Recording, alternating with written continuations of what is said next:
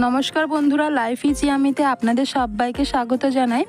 আজ আমি আপনাদের সাথে শেয়ার করব মুখরোচক একটা নাস্তার রেসিপিটার নাম হলো খাস্তা আলুর প্যাটিস। তো দেরি না করে রেসিপি শুরু করব। আর আমার চ্যানেল এখনও সাবস্ক্রাইব করা থাকলে সাবস্ক্রাইব করার অনুরোধ রইল। আমি এই রেসিপিটি করার জন্য এখানে একটা বাটি নিয়েছি। বাটির মধ্যে নিয়ে নিলাম 1 কাপ ময়দা।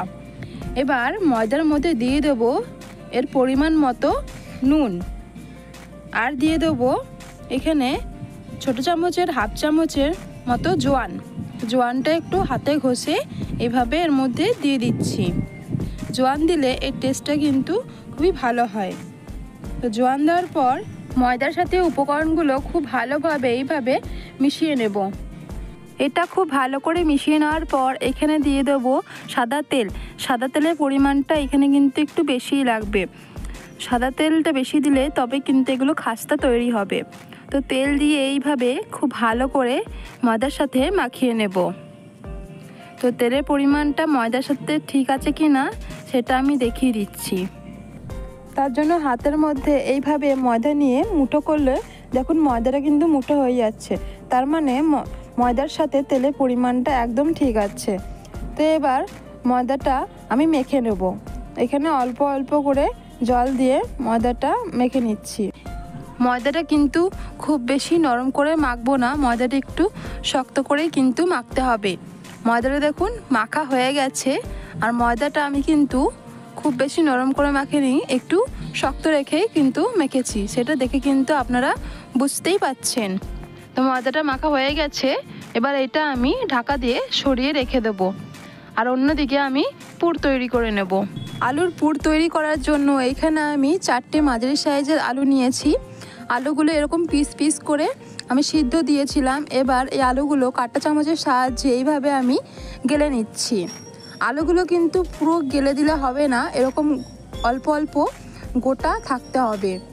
তো কাঁটা চামচের সাহায্যে এইভাবে আমি করে নিচ্ছি। তো এইভাবে একটু গোটা গোটা থাকলেই কিন্তু তবেই পুরটা খেতে ভালো লাগবে। তো দেখুন আমি কিন্তু সব আলুগুলো কাঁটা চামচের সাহায্যে এভাবে গেলে দিয়েছি। এবার গ্যাসের উপর একটা কড়াই বসিয়েছি। কড়াই দিয়ে দেবো আমি 3 চামচের মতো সাদা তেল। তো সাদা তেলটা একটু গরম করে নিয়ে এখানে দিয়ে দেব ছোটো চামচের হাফ চামচ সাদা জিরে। গোটা জিরেটা একটু লাল হয়ে গেলে এর মধ্যে দিয়ে দেবো একটা বড় সাইজের পেঁয়াজ কুচি আর 2টো কাঁচা লঙ্কা কুচি। কাঁচা লঙ্কাটা অবশ্যই আপনাদের ঝাল বুঝে দেবেন। তো পেঁয়াজ আর কাঁচা লঙ্কা কুচি দেওয়ার পর এটা আমি ভেজে নেব, তবে খুব লাল করে ভাজবো না। পেঁয়াজ হালকা করে ভেজে নেওয়ার পর এখানে আমি দিয়ে দিচ্ছি কিছু গুঁড়ো মশলা।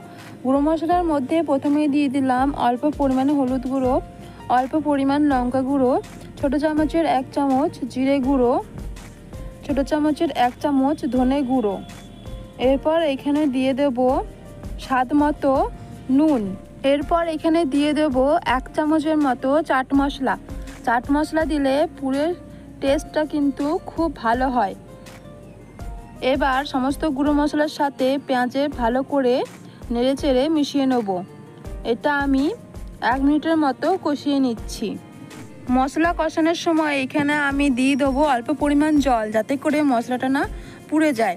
তো জল দেওয়ার পর মশলাটা খুব ভালো করে কষিয়ে নিচ্ছি। দেখুন মশলা খুব ভালো করে কষানো হয়ে গেছে। এবার যে আমি আলুগুলো রেখেছিলাম সেই আলুগুলো সবটা এখানে দিয়ে দিচ্ছি। এবার মশলার সাথে আলু খুব ভালো করে মিশিয়ে নিচ্ছি। মিশিয়ে নেওয়ার পর এটা 2 থেকে 3 মিনিট খুব ভালো করে কষিয়ে নেব। দেখুন এটা খুব ভালো করে কিন্তু কষিয়ে নিচ্ছি। তৈরি হয়ে গেল আলুর পুর। এবার আলুর পুরটা নামানোর আগে আমি এখানে দিয়ে দিচ্ছি 1 চামচের মতো গরম মশলা। তো গরম মশলাটা দেওয়ার পর আলুর সাথে খুব ভালো করে নেড়েচেড়ে মিশিয়ে নেব। তারপর এটা আমি নামিয়ে নিচ্ছি। আলুর পুর নামিয়ে নিয়েছি। এবার এটা আমি খুব ভালো করে ঠান্ডা করে নেব। এরপর এখানে আমি একটা বাটি নিয়েছি। বাটির মধ্যে দিয়ে দেব 2 চামচের মতো ময়দা। তো ময়দা দেওয়ার পর এখানে আমি দিয়ে দেবো অল্প পরিমাণ জল। জল দেওয়ার পর একটা ময়দার ব্যাটার তৈরি করে নেব। ব্যাটারটা কিন্তু খুব ঘন হবে না, ব্যাটারটা পাতলা করেই তৈরি করতে হবে। তো দেখুন আমি একটু পাতলা করে কিন্তু ব্যাটারটা তৈরি করছি। ব্যাটার তৈরি করার পর যে ময়দাটা মেখে রেখেছিলাম সেটা আমি নিয়ে নিচ্ছি। ঢাকনাটা খোলার পর ময়দাটা আমি হাতে করে এইভাবে একটু মেখে নেব। মেখে নেওয়ার পর এখান থেকে আমি লেচি কেটে নেব। লেচিগুলো কিন্তু খুব বড় কাটবো না, ছোট ছোটই লেচি করতে হবে। দেখুন সব লেচি করা হয়ে গেছে। এবার এখানে একটা আমি বেলনা নিয়ে নেব। তো বেলনা নিয়ে নিয়েছি, এবার এটা বেলে নেব। এটা মোটা করে বেললে হবে না, এটা কিন্তু একদম পাতলা করে বেলে নিতে হবে। তো আমি পাতলা করে বেলে নিচ্ছি। আর এটা পুরোপুরি গোল করে বেললে হবে না, একটু লম্বাটা করে বেলতে হবে যেন একটু লম্বা হয়। দেখুন এটা কিন্তু বেলা হয়ে গেছে, আর দেখতেই পাচ্ছেন কতটা পাতলা করে এটা আমি বেলেছি। তো বেলা হয়ে গেছে, এবার এখানে আমি আলুর পুর দিয়ে দেবো। তো এখানে পরিমাণ মতো আলুর পুর আমি দিয়ে দিচ্ছি। তো আলুর পুরটা আমি একটু ঠিক করে নিচ্ছি। সব ঠিক করে নেওয়ার পর এখানে যে ময়দার ব্যাটারটা তৈরি করেছিলাম সেটা একটা ব্রাশের সাহায্যে পুরের চারপাশে আমি ভালোভাবে লাগিয়ে নিচ্ছি। এবার এটা আমি মুড়ে নেব। তো মোড়ার জন্য এক পাশটা এইভাবে পুরের ওপর দিয়ে মুড়লাম, অপর পাশটা কিন্তু পুরের ওপর দিয়ে এইভাবেই মুড়ে নিচ্ছি। এবার এগুলো ঠিক করে নিয়ে এর ওপরে কিন্তু এক পাশে আমি ময়দার ব্যাটারটা লাগিয়ে দিচ্ছি। তো এক পাশটা এভাবে আমি মুড়ে দিলাম। এবার আমি এটা উল্টে দিয়েছি। উল্টে দেওয়ার পর ময়দার ব্যাটারটা আবার আমি এইভাবে লাগিয়ে উপর দিয়ে আমি মুড়ে দিলাম। এক পাশে মুড়লে কিন্তু এটা মোটা হয়ে যেত, আর এটা অন্য সাইড থেকে মোড়ার জন্য এটা দেখতেও কিন্তু খুব সুন্দর হয়েছে। এইভাবে আমি প্রত্যেকটা প্যাটিস করে নিয়েছি। প্রত্যেকটা প্যাটিস আমার তৈরি হয়ে গেছে। এবার এগুলো আমি ভেজে নেব। ভাজার জন্য কড়াইয়ে তেল দিয়েছি। তেলটা কিন্তু খুব বেশি গরম করব না, তেলটা অল্প গরম করেই প্যাটিসগুলো দিয়ে দিতে হবে। দেখে বুঝতেই পাচ্ছেন তেলটা কিন্তু খুব গরম নয়।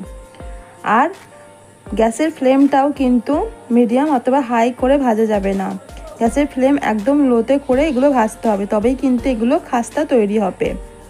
তো দেখুন এক পাশটা ভাজা হয়ে গেছে, অপর পাশ ভাজা হওয়ার জন্য আমি কিন্তু এটা উল্টে দিচ্ছি। তো উল্টে পাল্টে এভাবে কিন্তু এগুলো গ্যাসের ফ্লেম লোতে রেখে সবকটা ভেজে নিতে হবে। তো দেখুন আমার কিন্তু এগুলো ভাজা হয়ে গেছে, এর থেকে বেশি লাল আমি করছি না। এবার এইগুলো আমি তেল ছেঁকে তুলে নিচ্ছি। এগুলো তোলার পর বাকি যে প্যাটিসগুলো আছে সেগুলো কিন্তু একইভাবে আমি ভেজে নেব। এবার আমি প্যাটিসগুলো আপনাদের পরিবেশন করে দেখাচ্ছি।